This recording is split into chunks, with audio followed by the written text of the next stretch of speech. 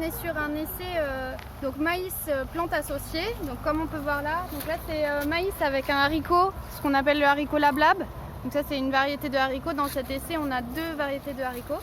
Donc ici l'essai il est à Vitré et c'est un essai qui a été semé au 8 mai. Donc l'objectif de cet essai c'est de tester maïs avec des plantes associées notamment riches en protéines comme les haricots et le soja. Et l'objectif c'est d'avoir à la fin un ensilage de maïs qui soit plus riche qu'un ensilage de maïs simple, maïs seul quoi. Voilà. Du coup là on a testé 4 modalités sur cet essai. Donc on a ici on a 2 variétés de lablab différents, de haricots différents. Et ensuite sur les autres modalités on a un maïs associé avec du soja qui a malheureusement pas bien fonctionné cette année parce que le soja s'est fait manger par des oiseaux ou d'autres ravageurs. Et ici on a du maïs associé avec du tournesol. Donc là le premier constat qu'on fait c'est que le maïs a beaucoup souffert de la concurrence avec le tournesol. Puisqu'ils ont été semés en même temps, ils ont germé, levés en même temps. Et le tournesol a beaucoup concurrencé le maïs, donc on le voit presque pas dans ces bandes-là. Bonjour Nicolas, adhérent au CETA de Sévigné.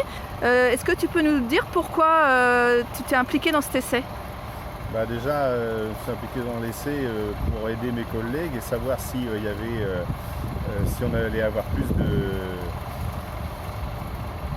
protéines dans le maïs. Pour les vaches laitières. Pour les vaches laitières, du coup, ça permettrait d'intégrer moins de protéines extérieures et d'être plus autonome, c'est ça ? C'est pour ça qu'on a fait plusieurs essais entre les haricots, le soja et le tournesol, lequel serait le mieux et le plus compétitif. D'accord.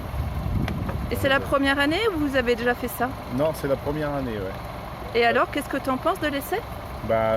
Bien, après il y a des densités de semis peut-être à revoir, à faire ça mieux. Et une fois qu'on tout sera calé, à refaire pour être sûr que ça corresponde bien.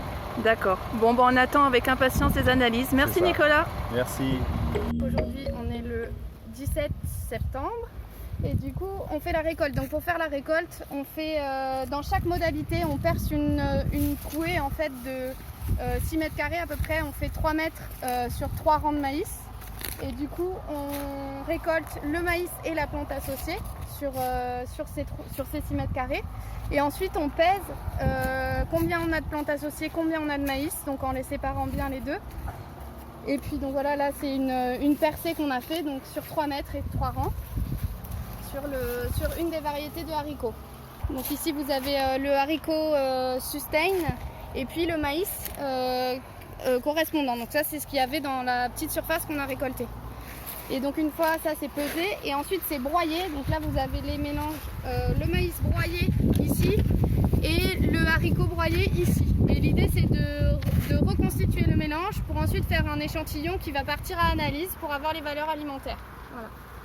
Une fois qu'on aura envoyé à l'analyse et qu'on aura eu les résultats, on vous présentera tout ça et on comparera évidemment à un témoin maïs seul pour voir la différence des valeurs alimentaires. Voilà, merci.